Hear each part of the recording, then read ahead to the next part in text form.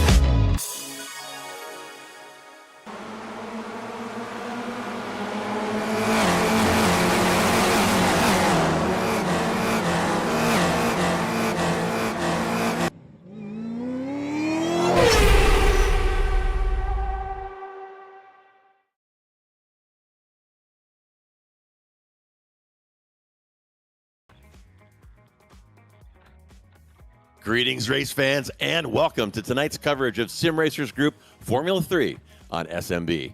J.R. Gregory here with you on the call alongside Racing Ron Maunz and tonight's producer, Magic Mike Braun. And week 4 of this F3 season has been circled on my calendar since the schedule came out. And why? Formula 3 cars on the Daytona road course. The oval, of course, moved racing off of the beach and onto the oval back in 1959, along with an infield road course. Current host, of course, to the IMSA 24 Hours of Daytona. Current config, 12 turns, 3.5 miles, 5.7 clicks, and the record back from 2022, set by Alex Palou in a Caddy DPI car of 133.724, somehow still standing. And Ron, tonight is going to throw every possible curveball imaginable at these drivers, beginning with 2 standing starts up on the banking, which can be a lot harder than it looks. So what are you expecting out of these folks tonight? Yeah, I'm expecting a venture off into the unknown for these competitors. You touched on a very important point there, the standing starts on the high banks. I think we've gotten the opportunity to cover a couple of standing starts in our time doing broadcast together on Radical SR10s, but that is a completely different beast compared to these F3s. These are draft monsters, though, so outside of the standing starts, keep an eye on the high banks to be a spot for racers to get insane runs, insane drafts, and I have a feeling that from the entirety of this calendar, this may be the track that could produce a photo finish. I think we have a very high possibility of that taking place.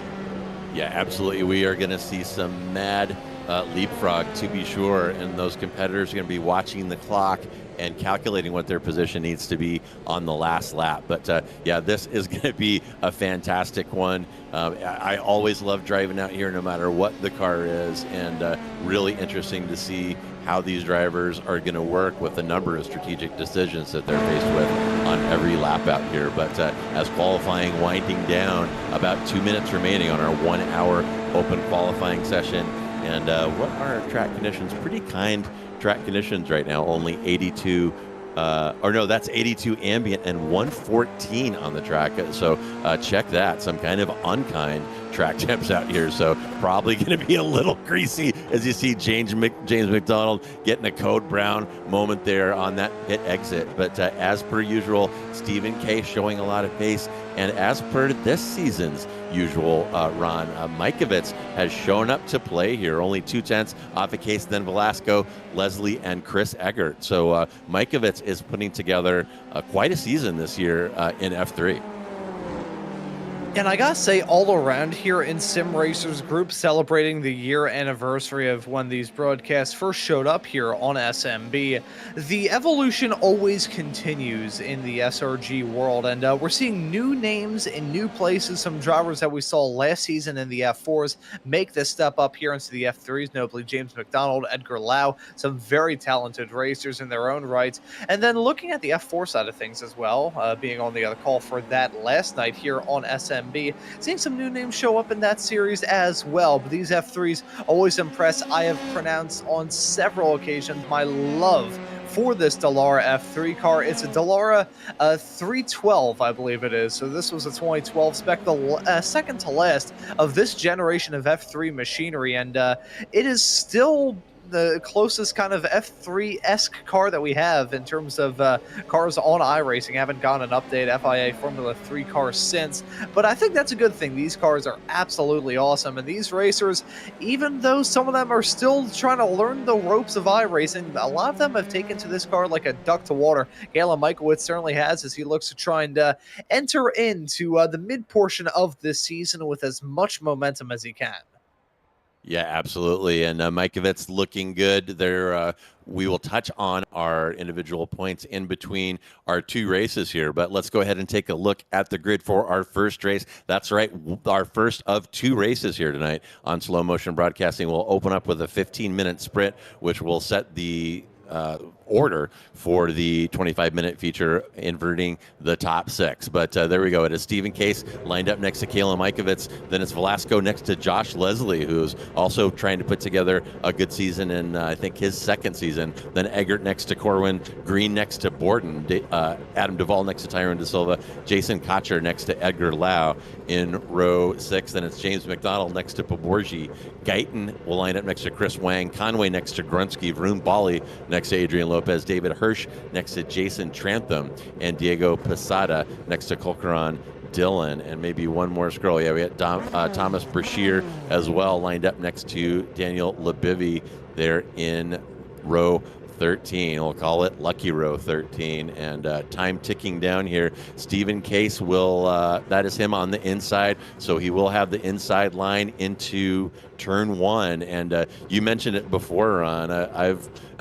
I think we called a top split radical race here a couple seasons ago where some very, very good drivers could not get the radical off the line starting on the banking and caused a crash right off the get-go. So keep your fingers crossed for these folks. About 260 horsepower in these cars, no TC, and it can be tricky getting them off the line clean and spin up those rear tires. The car is just going to spin nose toward the wall and butt toward the grass there and cause all kinds of problems. So we should have iRacing forcing the start here in about 10 seconds. It looks like the grid is full. So, man, I have been looking forward to this run. And here we go at Daytona. You see some little wiggles there, and Mikovits manages to get past Case. So Mikovits takes away Case's advantage off the start. Leslie threatening around the outside there. A Case as well. See a couple lockups there into turn 1. Cold tires, but so far so good.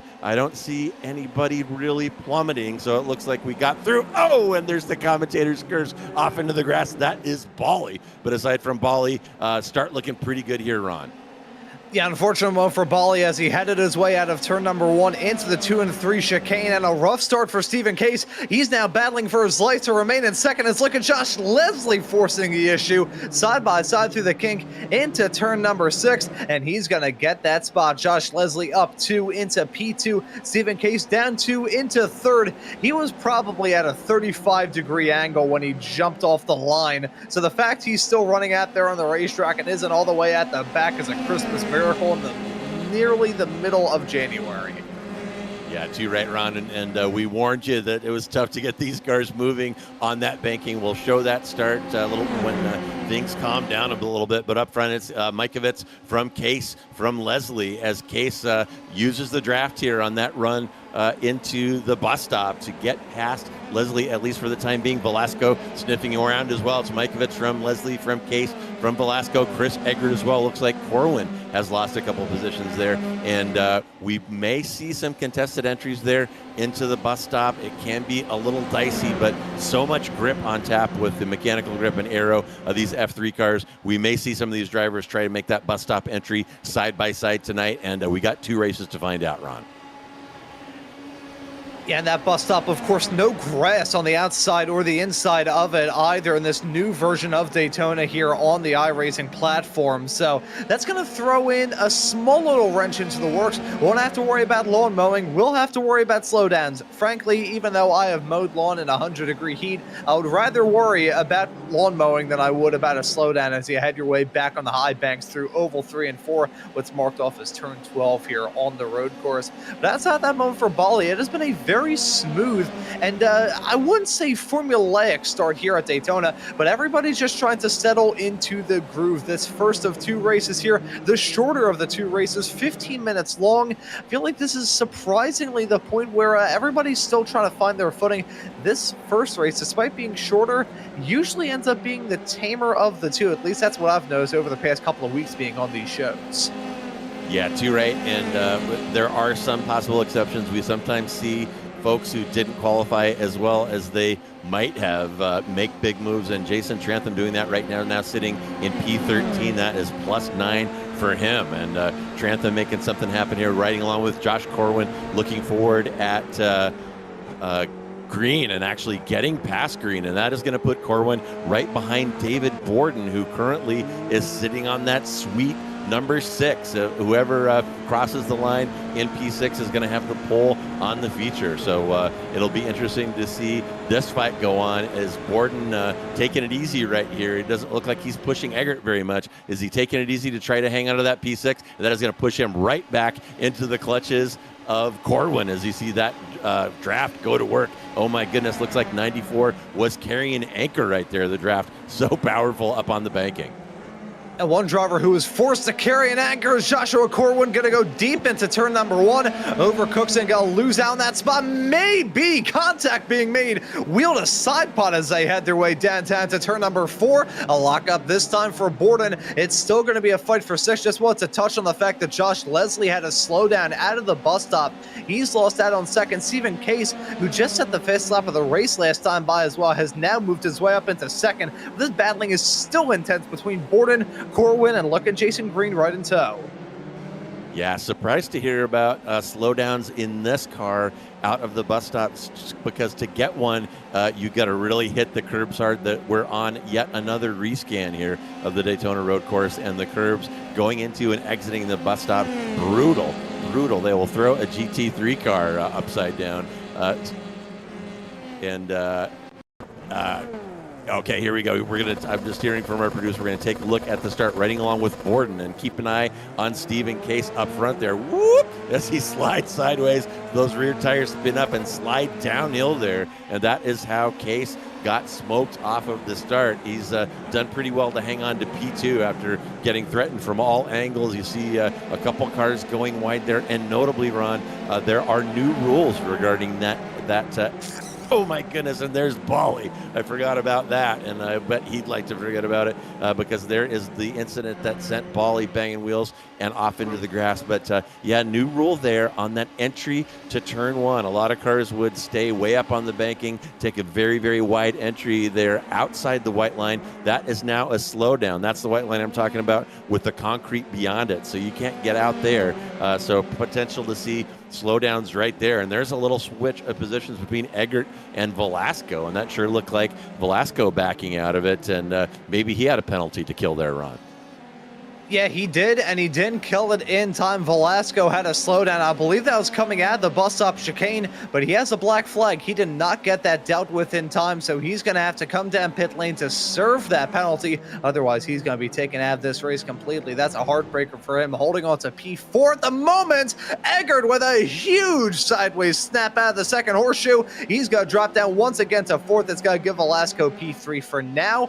Do want to say that Josh Leslie had some sort of drama go down very recently. He dropped down like an anvil push out of a helicopter. P5 for him at the moment. I believe there's some drama at the start of this lap. I believe it may have been Cooper on Dillon involved in that. Potentially Thomas Brashear. I saw both of those racers dropping down a few moments ago. Yeah, I think De Silva might have been involved in that. I saw him dropping down the timing tower, and he's now sitting in 23, and bang, Lau. My gosh, oof. And we mentioned last time they've added some post-race stewarding to this one. No live stewarding, but they are handing out some penalties there. Whoa! I told you it was tough to get a slowdown on the exit of the bus stop, and that is why. Like I said, a GT3 car can kind of handle those curves, but you see what happens when you run one of these F3s over that. And here's Lebivy getting a wild ride here, launching into a low orbit, and bang, collecting somebody else there as well. So this one getting very, very messy here. About 8 minutes remaining, nearing the halfway point, and busy down in pit lane. Yeah, lots of drivers having a tow with damage. Velasco down into the pit lane. Looks like there's some damage on that race car. Of course, had that black flag, so things going from bad to worse for him as we take a look at a replay of Jason Trantham. Maybe coming together with himself and Jason Green. They all run wide off into turn number 1 as that's a spinner farther up the road. Driver actually beached on the curb there. Don't usually see that, but these low-slung F3 cars can get beached rather easily. Trying to figure out who that was in the number 23 car. I believe that was Danush Paborji, who is stuck on the outside curb through turn number 1. This has been a very hectic and chaotic start here. Seeing some more drama. This was a moment for Paborji. I wonder if he was pitched into a spin by himself. Yes, he was. He was able to hold on to it, locked it up, and in the process trying to rejoin the racetrack. There you can see that left rear tire, the right rear tire, excuse me, spinning off into nothingness. Yeah, that's probably these F3s. They are very peculiar race cars, old school cars on iRacing, and there are some points when you can tell that the physics are interesting, shall we say. Yeah, and definitely high-centered on the body there, and Paborji right now taking the longest flatbed ride of his life. Still under tow and sitting in P26. That is DFL, folks. And if you're not familiar with race parlance, that means definitely far from the lead. And up front, it is Mikovits from Case, Leslie, Eggert, Corwin, and Adam Duvall has pushed his way through all that chaos that was going on. Adam Duvall now sitting in the sweet spot, and no sooner do I say that than Jason Cotcher gets past him. So Cotcher currently sitting in P6. That is pole for the future, but with all the shuffling that we've seen, it very well may be somebody else by the time this one's over. Yeah, I'm sure we're going to see some more incidents break out between now and the checkered flag. We'll quickly touch on the moment that we saw with Daniel Labivi. We rode on board with him when he had that wild ride over the curbs all through the bus stop. And now you can see the catastrophic amount of understeer that he had in that exact moment. And you'd think, okay, yeah, the front wing had to have been gone. The rear wing, something must have been amiss. There was something that was amiss. It was a teeny tiny tweak to the front wing. When we rode on board, you could see it was the right-hand side of the front wing was a little bit askew, a little bit raised up. These F3 cars are so apocalyptically aerosensitive. A small little tweak to the front wing and your handling will be wrecked. So keep an eye on that throughout this race. And I see Trantham with a meatball. Not sure what happened to him, but Trantham had put together a hell of a ride. He was up 12 into P10, and you see Eggert there testing that entry to the bus stop. A great place to make a pass there and kind of a test of nerves and other body parts, trying to make that move into the bus stop. You saw Eggert pull it off there. That will put him up into P3, and Eggert trying to recover a little bit after we saw him drifting that F3 car a couple laps back. Yeah, a lot of racers running to the ragged edge of control. Strong participation in this event. Everybody bringing their A game, and some drivers running into difficulty. Side-by-side racing that one screen right now. There's a battle for 6th. It's Jason Cotcher, series admin, and Adam Duvall sideways, slideways through turn number 1. He's going to lose out on another spot. That's P7 for David Borden, and may very well turn into P8 for Jason Green if he can maybe get a move done. Oh, that right there, Jason Cotcher hopping the berm a little bit, running wide. He hit the marbles through the first horseshoe. As all that's been going on, we've got meatball flag still for Jason Trantham and a disqualification for Diego Posada. Oof, Posada apparently with a penalty. He did not clear in time, as you see Borden pushing through Cotcher there. Duvall trying to follow as Cotcher suddenly plummeting. We gave him a hard time last time. He got P6 in the feature and ended up in pole. I think that was it, VIR. So Cotcher might be trying to avoid the hot potato right now. So it's Mikovits from Case, from Eggert, from Leslie, from Corwin. Borden now back in that sweet spot in P6. Got about 3 minutes and 15 remaining here, and my gosh, this has been a wild one. And Ron, look at that track temp. We are up to 125 right now. So you're seeing these F3 cars fighting for grip right now. The environment here at Daytona not doing them any favors at all. Yeah, not at all. This is at the point where you're going to find yourself skidding around this track like there is absolutely no tomorrow. I mentioned that these F3 cars have a very fine window in which they want to operate well in. That can go for aerodynamic grip. It can go for the mechanical grip as well. These tires can overheat rather easily. So that could be part of the reason why there's been so many racers struggling for grip, skidding around a little bit and trying to go for the moves, and sometimes it just will not work out well. Case in point, that moment for Jason Cotcher off into turn number 1, tried to get that move done on Duvall. Now going to lose out on a spot to Jason Green as they head their way into the horseshoe. So tricky to get some moves done here on this racetrack in conditions like this. You know, it reminds me, towards the end of my karting days, I remember working the course at this one event that we were running at in what is now Xfinity Mobile Arena, used to be Wells Fargo Center here in the city of Philadelphia. They had recently resurfaced and resealed the asphalt. So it was blacktop in the middle of summer, and being out there in my racing shoes, as that's a move from Christopher Eggert on Josh Leslie, with a big moment from Leslie out of turn number 7. But no, I was standing out there for so long that the bottom of my feet were starting to hurt because it was so hot out there on the racetrack. Now, these racers won't have to worry about that on their sim rigs, but the tires on these virtual cars will most certainly have to worry about that. Yeah, absolutely. And I'll tell you what, if we are having these kind of struggles for grip and these kind of struggles with tire temperatures in a 15-minute race, then I can't imagine things getting much better in the future at 25. And Eggert still working his way back up, playing a little game of leapfrog with Leslie. And you saw Leslie getting very, very squirrely there as the rear tires not putting down the power the way that Leslie wanted. And here is another change of position as they're now on the banking, heading on the pit straight into turn one. That is Leslie on the outside here. See if he's able to make that move happen. See a little wiggle there. Slams the door. Nice move by Leslie on Eggert. That is a tough one to pull off. And Leslie's showing how it's done right there.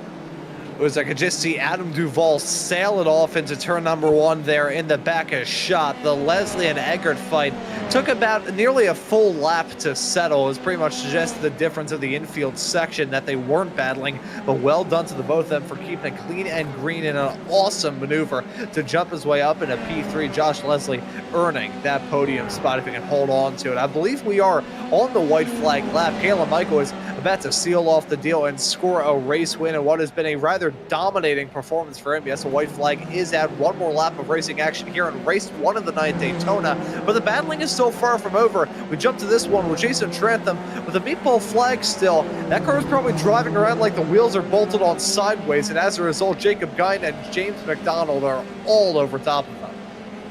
Yeah, that's a little battle there. Is a train forming behind Trantham. And speaking of trains, Ron, I kind of would expected a little bit more tight racing here at Daytona with that big slipstream, but look at that timing tower and some of those intervals. Mikovits has 3.21 case, 6.5 from him back to Eggert, although Leslie sniffing around trying to displace Eggert off the podium. The draft going to work, and it might be happening right now as I'm talking about it, but here comes Mikovits to take the win here. And I said Mikovits has showed up this season, and his efforts continuing to pay off here as he gets the P1. It's going to be Mikovits from Case, from Leslie, from Eggert, and then Corwin and Borden, who we saw kind of lingering around that P6 a lot of the time today, makes it stick. And so he's going to be your pole sitter for the feature. Oh, golly. I'm not sure if that got picked up on the microphone. Mr. Adam Thompson came in and meowed. You know, it's come full circle. It started on a Sim Racers Group broadcast about a year ago, and it continues on to this day. That man has a child. I just want to make it clear, that man has a kid and a wife, and he is a father and still takes time out of his day to meow. So, well, and that lets you know, ladies and gentlemen, that the American dream is truly well and alive.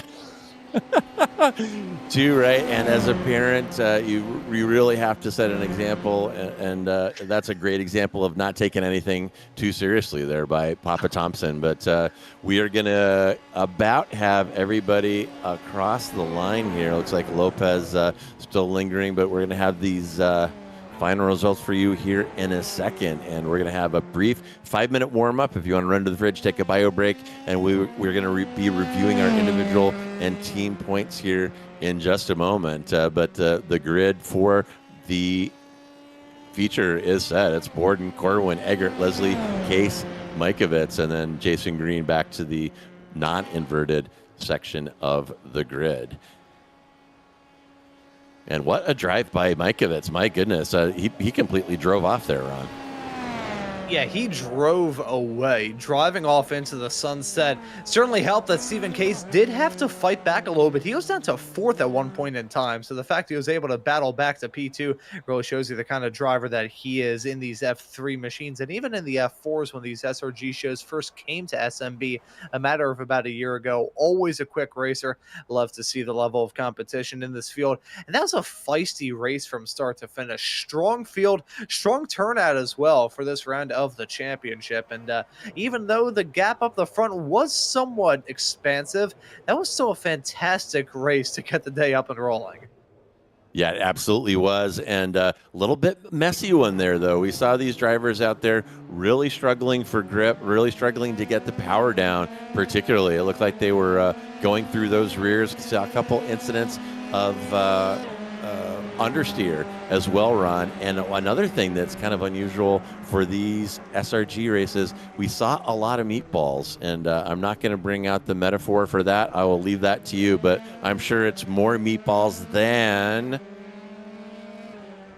an Olive Garden kitchen. There we go. There we go. Olive Garden kitchen, the master of the metaphor, racing Ron Maunz. But there are your results from Heat 1. Mikovits, Case, Leslie, Eggert, and Corwin. Then Borden, Green, Cotcher, Duvall, and Trantham rounding out the top 10. And we'll let you go ahead and read through the rest of those on your own. And notable on that list, a number of cars significantly off the lead lap from a number of incidents that we had. But during the warm-up here, I told you we were going to show you the season points so far, and here are your individual points. Kalen Mikovits, as I said, on the strength of a couple really good performances here leading into Daytona, in the lead currently from Jason Green, Danush Paborji, Stephen Case, last couple seasons champion, all the way down into P4. So perhaps the inverted grid having something to do with it. Also some other drivers showing up and driving hard here, giving Case a challenge, which I know that he welcomes as a competitor and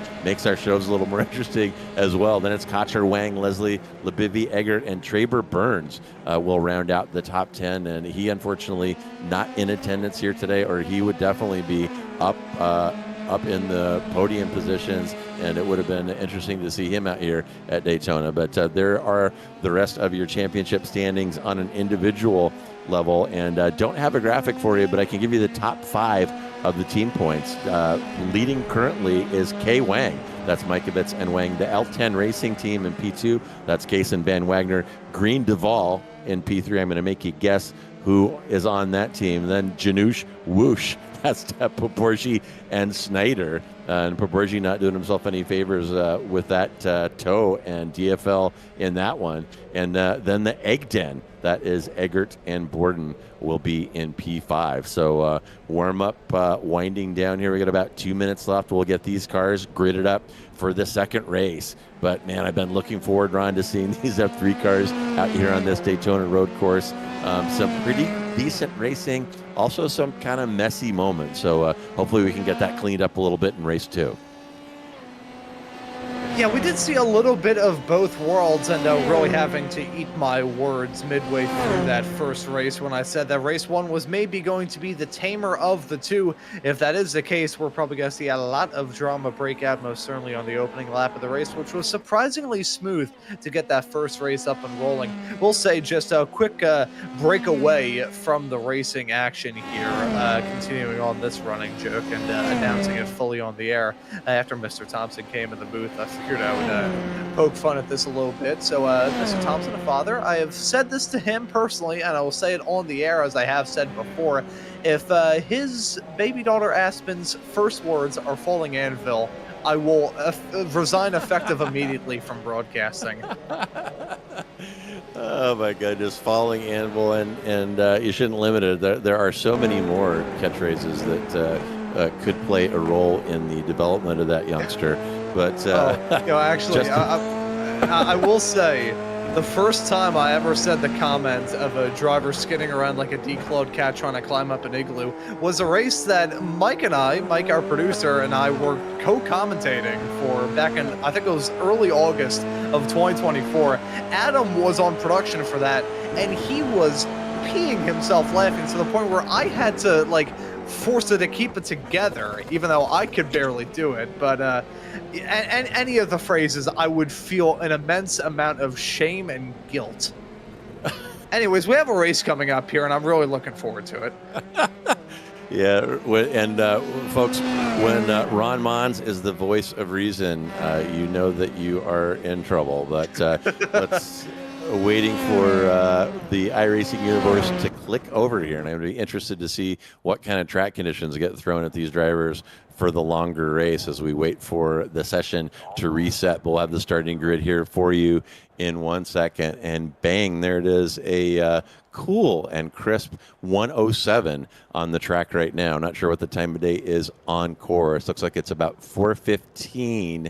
Maybe cooling off here, so the drivers might get a little bit of a break from that brutal temperature that we saw before. And is that our grid, Mike? Am I rolling with that? Okay, it is Borden's going to line up next to, whoop, there we go.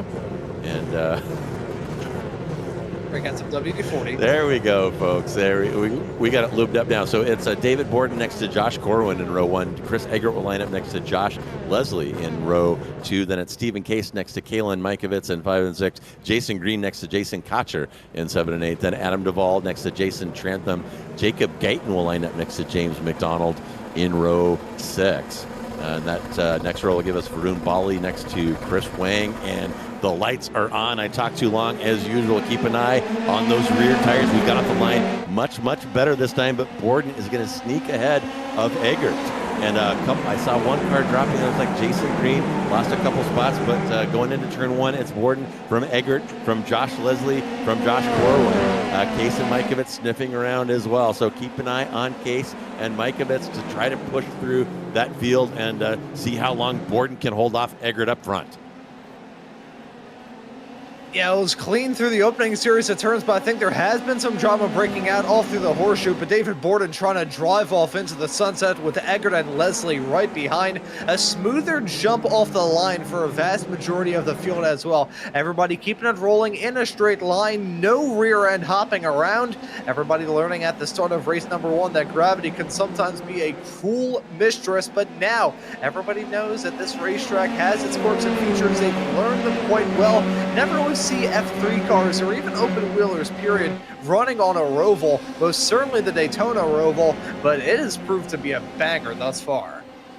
Yeah, you're right. I did get a chance to get out here, but it looks like an absolute boot. And when I get the rig back together, I'll definitely be giving this combination a try. As you see Leslie going down inside of Eggert right now. He said Borden would have Eggert to deal with, but now it is Josh Leslie. So up front is Borden from Leslie from Eggert, less than a second, covering each of those cars. Then another train forming behind Stephen Case for P4. It's Case from Corwin, from Mikovits. And look at that timing tower, folks. If you're not accustomed to our SDK software, that amber color, our interval less than 0.5 seconds. The yellow is less than 1 second. So much tighter racing, at least so far in this one. And let's see that game of leapfrog getting back going here as Eggert tries to sweep around Leslie on the outside of turn 1. Eminently doable here. I think that Leslie did that to him in the heat and manages to fight him off. So buckle up and strap it down. 23 more minutes of this, and really interested, Ron, to see how the tires hang on in this race compared to the heat. Yeah, so that'll be fascinating to keep tabs on throughout this race with some slightly more... I mean, how do you sum it up, JR? I mean, obviously, throughout the day, I think the main storyline has been talking about the track temperatures, but they are, you know, it's slightly less hellish out there. I think is probably the best way that I can sum it up. Slightly cooler. It's still not great. We've gone from a frying pan, we've gone from like the heat of like a mid-rare steak to something that won't be able to cook anything. So we're making some progress. We're still in territory where it'd be a pretty dangerous fever, though, and I think these tires will most certainly be feeling ill as a result. Yeah, and these drivers are getting a break. We're about 20 degrees Fahrenheit lower here now in the feature. And look at Leslie through on Borden into the bus stop. Man, I love that move. Nice one there, Josh. So it's Leslie from Borden from Eggert up front. But yeah, these drivers getting a break on the temps, about 20 degrees cooler. We started at 107, now 105. So as the clock rolls between 4 and 5 in the afternoon here at Daytona, the track temperature slowly falling off. And now Borden is going to try to work that draft to get past Leslie on the pit straight. Chris Eggert sniffing around behind as well. Eggert taking a very high line right now, throwing away the draft, and Borden and Leslie almost coming together there. Kind of a little weave by Borden that could have ended in tragedy, but didn't. And Borden picking up a yellow there, and did he get a slowdown? He may have gotten a slowdown on the entry to turn 1, and that has cost him a position. Now it's Leslie from Eggert from Borden. Case hanging around there as well, but Case has dropped Mikovits to the tune of about 1 second. You know, that white line on the outside of turn number 1 here at Daytona is going to be such a storyline to talk about for pretty much every single Daytona road course race moving forward. Thankfully for Borden, that slowdown doesn't seem to be too severe. It hasn't hurt him too badly, but he has fallen into the crutches of Stephen Case right in tow. This is a battle for the final podium spot. Stephen Case, of course, the always indomitable force here in these SRG F3 races. He wants to try and bounce back after a somewhat disappointing second in the opening race of the day. I think he has a very good shot to get the W, but he needs to get this move done smooth and clean. He looks for it on the outside, but is just not able to pull alongside as they head their way through the braking zone into the bus stop chicane. But Borden still looks like he's trying to find his firm footing. Eggert hops a curb a little bit. This may fan out to 3 wide racing when they head their way into the tri-oval. Eggert didn't get a good run out of the turn. Borden didn't get a great run either. Stephen Case, meanwhile, going to have the draft assistance. This could get very tense very quickly. Yeah, Eggert did himself no favors on the exit to the bus stop, and I keep waiting for somebody to try the apron right here.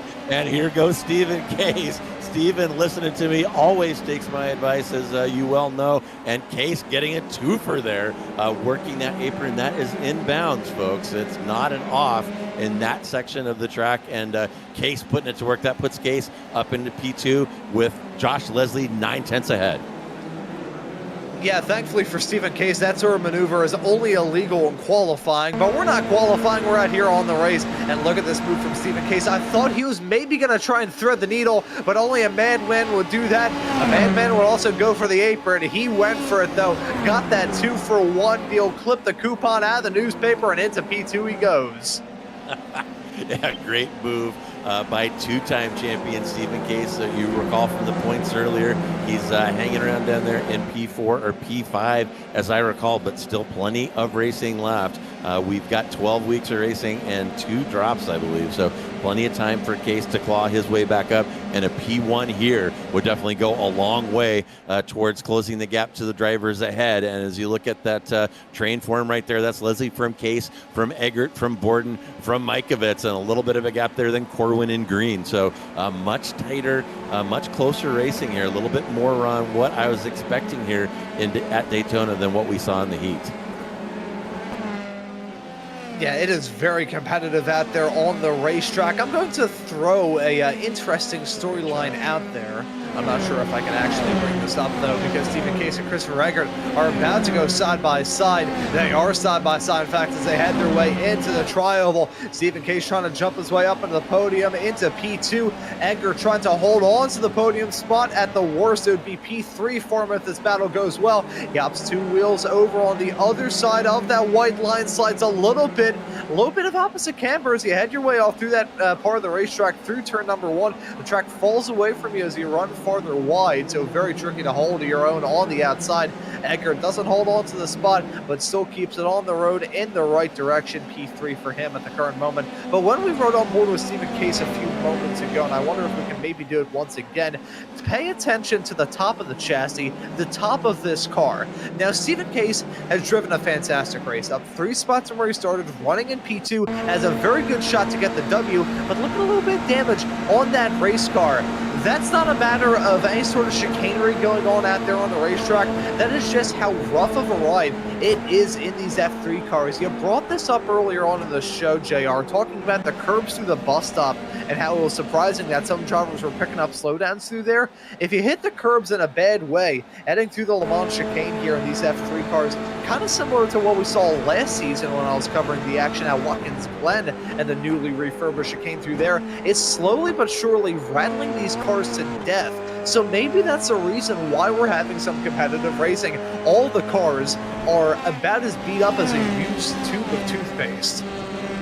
Yeah, and a lot of time left. We're only 8 minutes in with 17 remaining, and we sometimes talk about the tire witching hour, something to keep in mind. When that clock hits about 15 minutes, 15 to 20, the drivers who haven't been taking care of their cars are going to be exposed here. As we take a look, oh, just a little kiss there between Borden and that must be Green that he's fighting with right there, and that is a battle for...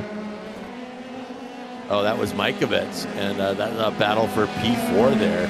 And Yeah, man, fantastic racing out here, Ron. As I said, really looking forward to this, and this one looking a lot cleaner than the last one. But to finish my point, those drivers not taking care of their tires are going to be exposed down the stretch here for sure, especially the way we saw them fighting for grip out of the multiple low-speed corners. And what a move. Look at Mikovits. Stick it down the inside of the horseshoe there. Can't quite get it done. Borden getting the over and under done there, and some great racing between these two.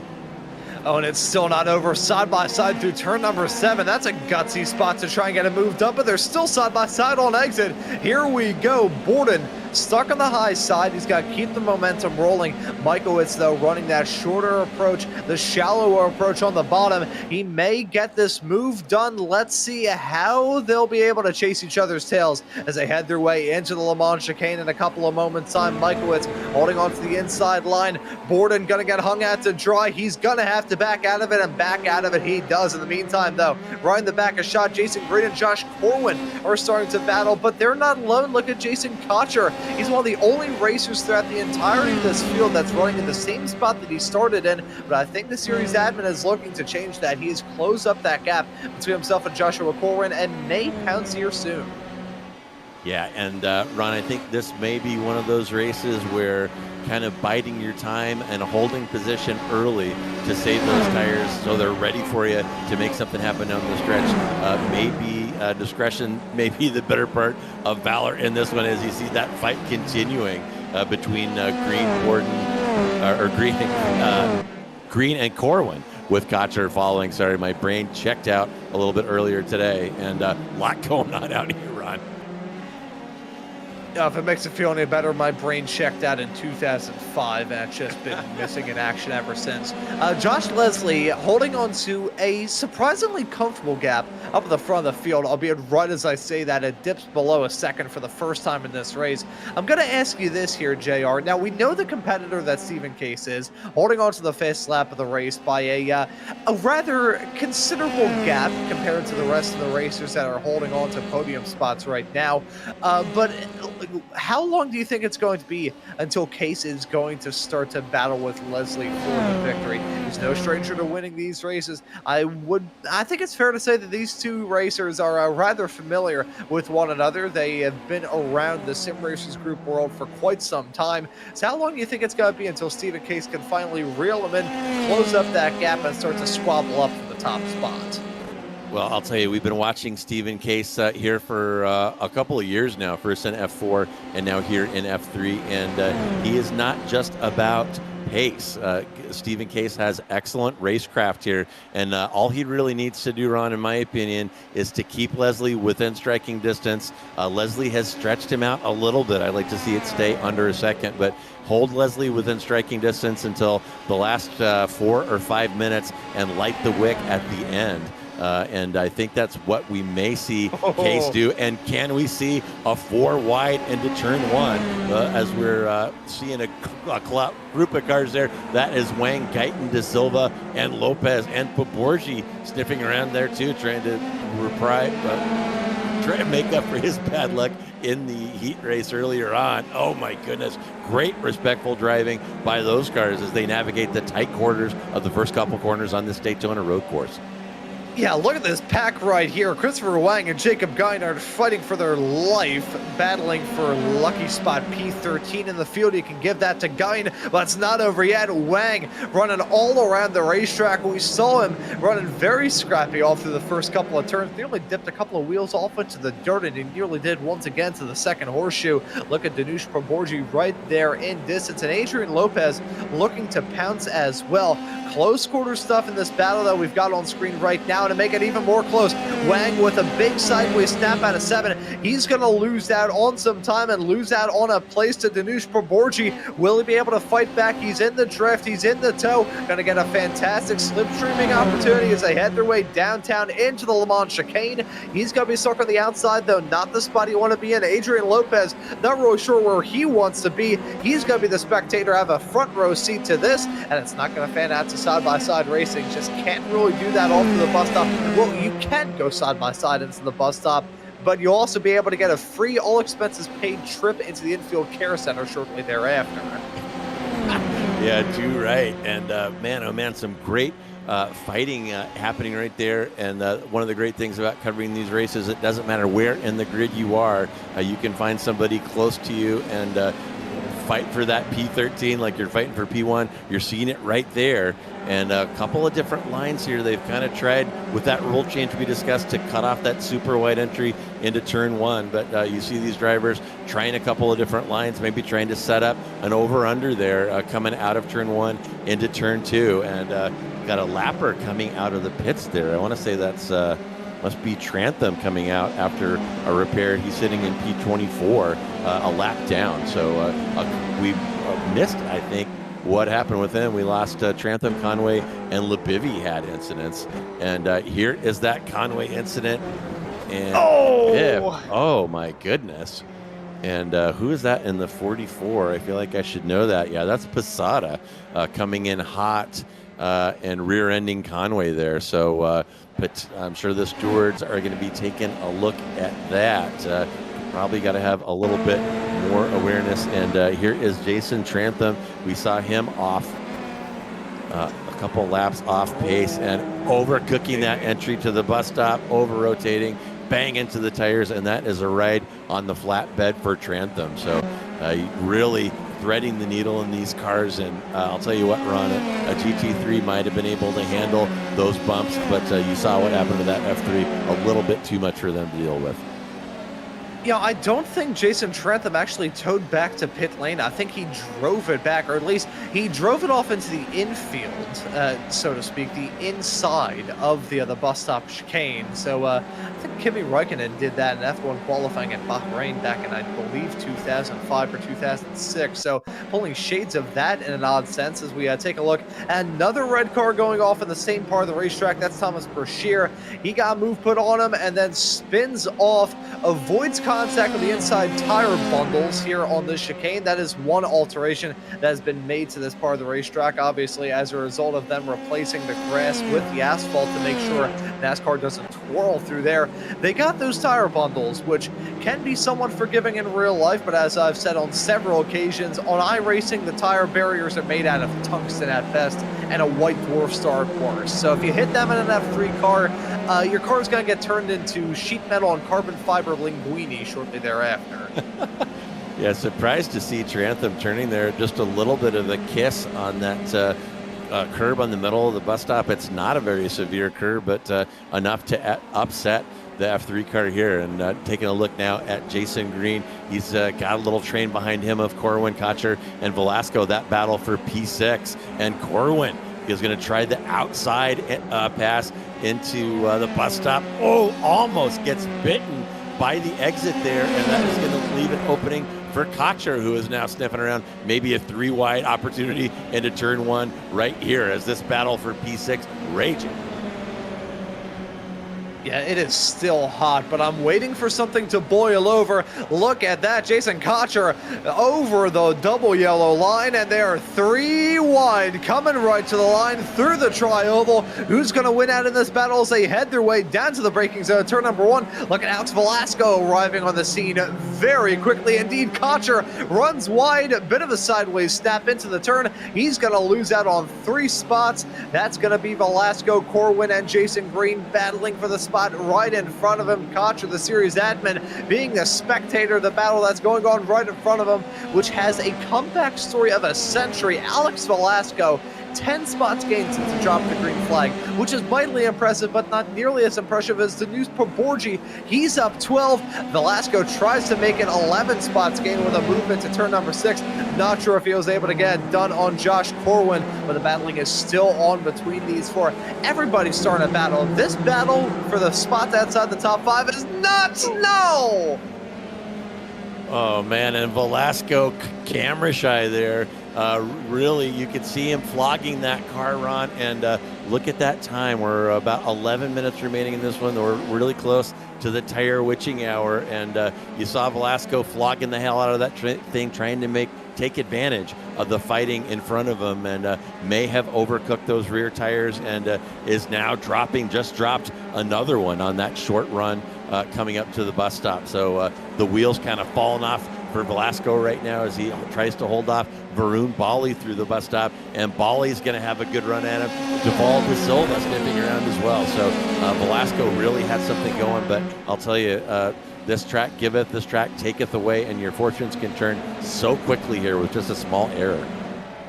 Yeah, and of all the turns around this racetrack, in my humble opinion, turn number 7 is the most brutal of them all.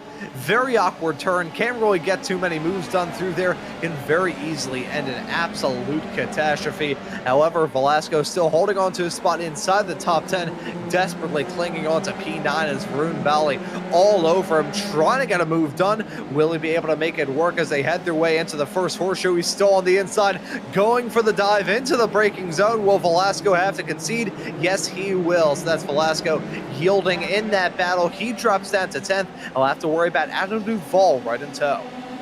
My goodness, and look at that train forming behind Bali now. There's 1, 2, 3, 4, 5, 6, 7 cars, all a half a second or so behind. So, my goodness, good stuff happening right now for that P9 with Bali leading. And take a look at Stephen Case. I said that with 5 minutes or so, 5 to 10 minutes remaining, Case might want to start reeling in on Josh Leslie, and you're seeing it a little bit. Had him down to about 7/10. Leslie maybe through the bus stop a little bit quicker, but Case looking good here with about an 8/10 interval up to Leslie with 4.5 minutes remaining. Yeah, so still a decent amount of time left to go in this race for a battle to go on between these top two, but Stephen Case has to worry about getting the move done efficiently. He can't just throw caution to the wind to get the move done. Not only is this racetrack rather unforgiving, it has been obviously updated, of course, that back straightaway and the Le Mans chicane being a pretty good example of that, but this racetrack at the core of it was still built back in the 50s, and there are points in time where you can very much so tell that. Even this version of the track has been in use with a couple of alterations made every now and then since about the 80s. It's an old school track, and if you go for a move that doesn't work out well, there will be a barrier that meets you lickety split. So Stephen Case not only can't afford to go for a gutsy move, throw caution to the wind for that simple sake, he also has to worry about getting the move done in a timely manner, because although he has time to catch up and start to battle, he can't afford to lollygag around, to invoke a little bit of 1940s radio diction. That 6/10 of a second gap is small. It is very small compared to what we've seen throughout this race, but he needs to get that move done sharp and fast. Yeah, and the tire witching hour kicking in there for Adam Duvall as he overcooks that entry into the second horseshoe. That is going to allow Paborgi through. And another train forming there for P11. That's Paborgi from Duvall, De Silva, Lopez, Guyton, and Wang, all within a very short interval there, as you can see by our timing tower. And meanwhile, up front, I told you that Stephen Case might bide his time before pressing Leslie, and it is go time now for Stephen Case. He's got that interval down to 3/10 and dropping as that draft goes to work. Probably 2 or 3 laps remaining here, and is Case going to try the apron again here on Leslie? No, right now he's showing outside, and he may not want to make a move this early and get leapfrog back on the final lap. So Case plotting, he's planning, he's strategizing, and I know that he knows what he wants to do as he sees the end game very close. He's got Chris Eggert behind about 1.2 seconds out of draft range, but here we go, the battle for the victory at Daytona. Yeah, and you know how I said that Stephen Case can't afford to lollygag around? Now, the reasons that I gave are still very much so true, even more so with only 2 minutes left on the clock, but they're starting to be ramped up even more, considering that Chris Eggert, he's peaking at the right time. Last time by was able to set his personal best lap of the race at a 1:43.1, so he's starting to show some good speed.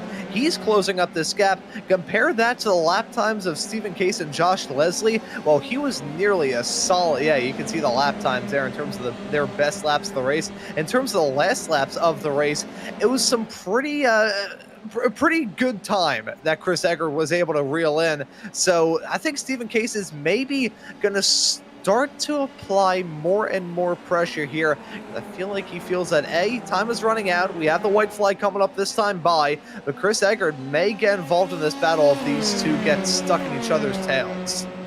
Yeah, if Eggert can just crank down this gap a little bit more, we've seen a lot of twofers run at this track, and I could certainly imagine one happening here at the last lap if Eggert can just crank that gap down a little bit more. And here comes Stephen Case with a white flag in the air. Josh Leslie will cover the inside. Case will try the outside here into turn one, or maybe he wants to set up a switchback here. So far, Leslie hanging on, but Case only a 2-second interval ahead. And here comes Eggert, 0.9 behind Case. So there is your podium right now on the last lap. Leslie, Case, Eggert, and half a lap to go. Yeah, half a lap of racing action. I think Stephen Case is intentionally dragging his feet a little bit. As you said, JR, he doesn't want to get leapfrogged. He doesn't want to put himself in a bad position. He wants to hold the cards as they head their way down into the tri-oval for the last time in this race. I wonder, though, how can Christopher Eggert affect this battle? Because as Stephen Case is going to maybe do a little bit of lifting off through turn number 8. That'll be 1 and 2 on the oval that they're heading up to right now in that long run down the super stretch into the Le Mans chicane. He's going to be doing some lifting. He's going to be modulating that throttle pedal. Christopher Eggert, meanwhile, he's going to be bending the floor pan in that race car. There you can see Case out of the draft. I wonder, it's certainly Stephen Case that has the upper hand. I wonder if Christopher Eggert could maybe play spoiler. Yeah, he absolutely could. And my question right now is, how is Leslie going to defend? We saw Case take advantage of the apron to make a big move in the earlier race. So what is Leslie going to do? Is he going to defend down to the apron, or is he going to leave that open for Case? And how is Eggert going to benefit from the draft of both of these cars? Look at that gap between Case and Eggert. It is only 0.8 now. And coming down to crunch time. And there he goes.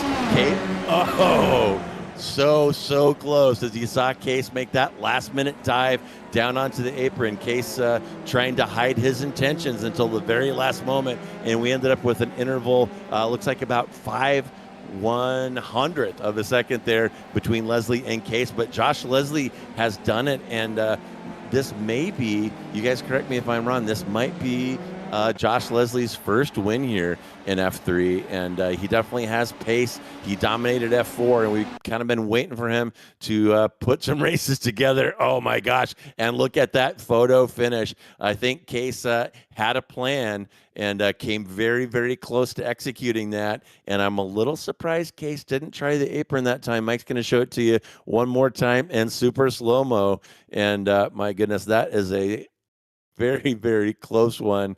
And beautiful camera work by our producer, Mike Braun. Bam! Holy cow. And, you know, visually, that looks to me like Case got across the line first, but my timing is telling me it's 5/100th. So, man, oh man, what a race at Daytona. It has not disappointed, Ron.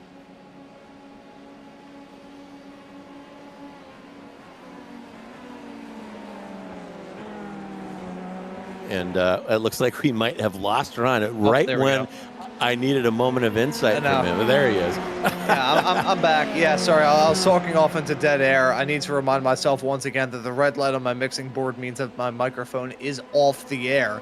But no, I was gonna say, sometimes the graphics that we have here, the wonderful graphics here on slow motion broadcasting, can add or subtract a couple of thousands or a couple of hundreds. In this case, added in a couple of thousandths of a second at the end, though, between Josh Leslie and Stephen Case. According to the iRacing Live timing, it was 0.043 of a second in the favor of Josh Leslie. So that's the victory for him.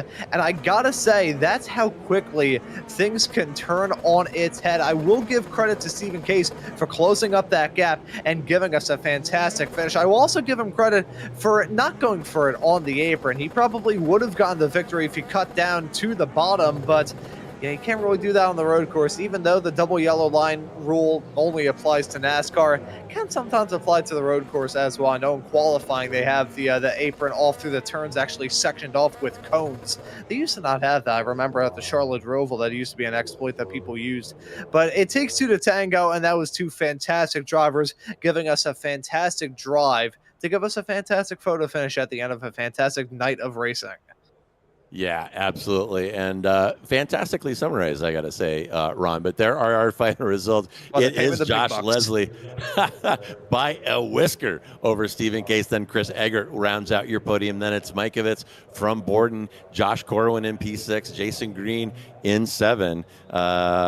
Jason Cotcher will be in P8. A great drive by Alex Velasco up 8 to put himself into P9. Then it's Vroom Bali in 10th. Adam Duvall will follow in 11th. Janusz Poborji is your hard charger after DFL in the heat manages to fight his way up to P12. That's a plus 14 for him. Then it's Tyrone De Silva, Adrian Lopez, and Chris Wang rounding out the top 15. Then we'll have Grunsky, David Hirsch, Kokran Dillon, Edgar Lau, and Diego Posada rounding out the top 20. Jason Trantham, the last car on the lead lap in P21. Then it's Guyton down a lap, Brashear down 3, followed by McDonald also down 3, Conway down 8 after that incident where he was rear-ended in the bus stop, and Lebivy down 12 in P26.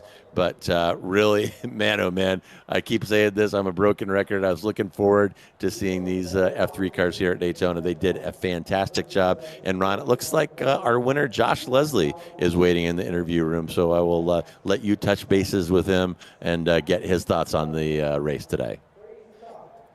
Yeah, and I certainly want to have a chat with him. Josh Leslie, welcome into the broadcast booth. Congratulations on the victory here at Daytona. That looked like a really fun race out there behind the wheel. So, how was it from your perspective? That was a really fun race. Thanks to Stephen Case for the amazing racing at the end. He definitely put on the pressure at the end. I had to actually throw some defensive moves. Most of the race, I just needed to save my tires until the end, where I knew Stephen Case would catch up to me. It's really hot. The track's really hot, so I always struggle with saving tires.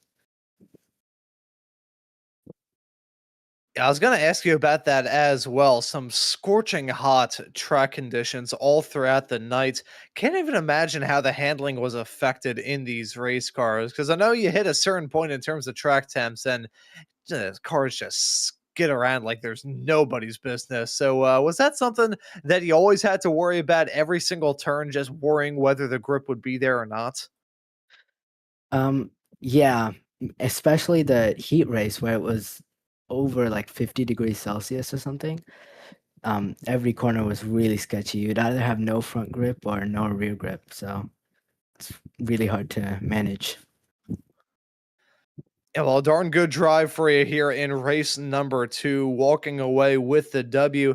Now, we do have a decent amount of this season left to go. And next time here in the SRG F3 series, we're going to be running at the Bend in 1 week's time.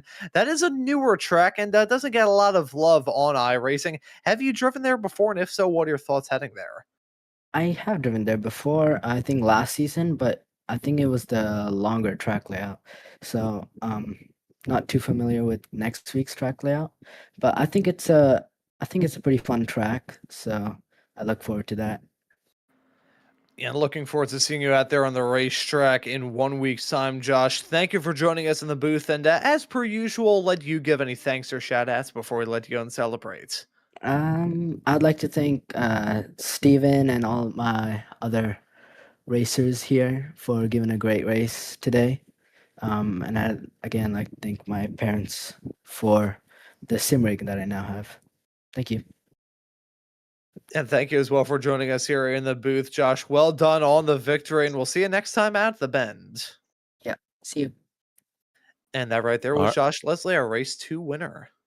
All right, and let's just go all Josh all A the lot of fun. time, and have a word with Joshua Corwin, came in P6. And Josh, you got quite a bit of airtime. It looked like you were flogging the wheels off of that F3 car and getting the most out of what looked like limited rear grip out there. So how were the track conditions, and were you all prepared for this hot, very greasy looking track that you encountered tonight? Yeah, tire management was huge. I was able to reel in Jason Green towards the end due to a little bit of tire management. And yeah, I flubbed the start. I didn't want to spin on that starting on that bank. If you spin the tires, it sends you right into the wall. So I flubbed the start, lost some positions, and then once I got done battling with Jason and Captain Cotcher and Velasco, Borden was 3 seconds ahead, and there was no way for me to reel him in. But a blast, fun track, and yeah, had a good time. Yeah, and that was my next question. Not really what you'd call a traditional track for these open wheel cars, usually a sports car course, of course. So what did you think about driving these things at Daytona Road Course, and would you like to see this track and tracks like it on the schedule in the future? Well, the chicane, turn 10, they changed. There's no more grass. And so my last ghost when I would practice was flying over those berms. And anytime I did it, I got a 1X and it just launched my car. So I had to change my driving a little bit in this track. It was greasy, so you had to be really good with throttle management.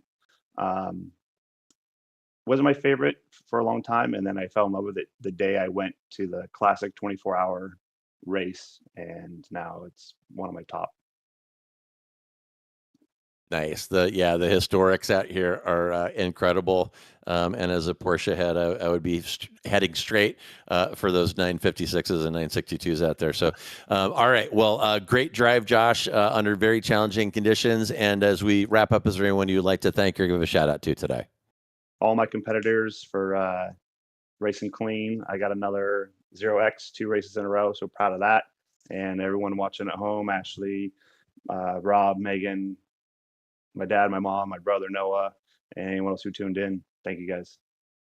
All right. Well, thank you very much, Josh. And we will see you next week in Australia. All right. See you next week. All right. Cheers. And last but not least, Ron, why don't you check in with the captain himself, Jason Cotcher. Yeah, and Jason Cotcher now joining us here in the broadcast booth. Jason, welcome in. Pretty wild night of racing out there on the racetrack and some good results for you indeed. How was it out there at Daytona? Oh, what a thrill ride that place. Had a highlight on the schedule when it came out, knowing the circuit, that it invites itself to battles. The draft kind of, create little battle packs. If you're of a similar speed, the draft just kind of resets it every lap. What a thrill, what an absolute thrill of a race. I'm still a little adrenaline jittery, but I just had the best time. I mean, to be interchanging positions with Corwin and Green and Adam and I don't know how much made the broadcast, but we were literally wheel to wheel for 2 laps. I mean, through the bus stop, through turn 1. I think Corwin went for a pass on Green in the bus stop and they got a little bit checked up. I got a run and I wasn't going to let go. I mean, in an official, that's death for everybody. That just never works. But to have the quality and the consistency and the respect within a league for fellow league mates is just, I mean, they just got adrenaline dripping out of my ears. That was so fun. Yeah, I always love to see the great racing out there on the racetrack, the great sense of sportsmanship as well. Y'all gave us one heck of a battle from the drop of the green through to the fall of the checkered in both races, even with the incredibly hot track conditions out there on the racetrack. Want to ask you about that. How badly were the cars skidding around throughout this race? Well, you really couldn't. I think in qualifying, it wasn't that bad, but you really, the tires are like a bank account. And we've talked about it before. I think you guys have mentioned it in the broadcast as well. You can't spend too much too soon. and being cognizant of that really helps. If you're sliding around over here and sliding around over there, like, it will catch up with you. I think when that may have been the case when Alex and the Velasco in that blue car was catching Corwin, Green, and myself. I was trying to be a little bit conservative, but it's nerve wracking when that car starts getting bigger in your rear view mirror, you know. But he was turning some great laps. And then I think when he got there, he was just a little bit aggressive on the throttle coming onto the banking, and it can jump away from you in a heartbeat. I mean, you have to be absolutely paying attention to every tenth of a second with this thing, which makes it fun. I mean, that's the escape. I wasn't wondering what's on my shopping list while I was overshooting turn one and Adam was crossing up underneath me. You know what I mean? So yeah, it's no joke, this league. Congrats to Leslie and Borden had a great race. These guys in mind. You start talking about. I mean, I mentioned like running with Jason Green. I've been watching that guy in Weekend Warriors for years. And I just got a brand new chassis, which I'm absolutely in love with. It's very rigid, and I really help feel like a little bit stiffer brake pedal, and the equipment staying in place helped me with the sensitivity a lot. But it's a merit badge to run with those guys. I've been looking up to Jason for a long time, and to be right with him that was really cool. I got a big kick out of that. I had a couple of shots at it, and I got starstruck a little bit. I chickened out. I didn't want to tangle up with that guy, but so fun. And yeah, it's a big challenge. I don't even know what next week's track was. I've done a bunch of endurance, so the circuit knowledge helped. Little practice helped.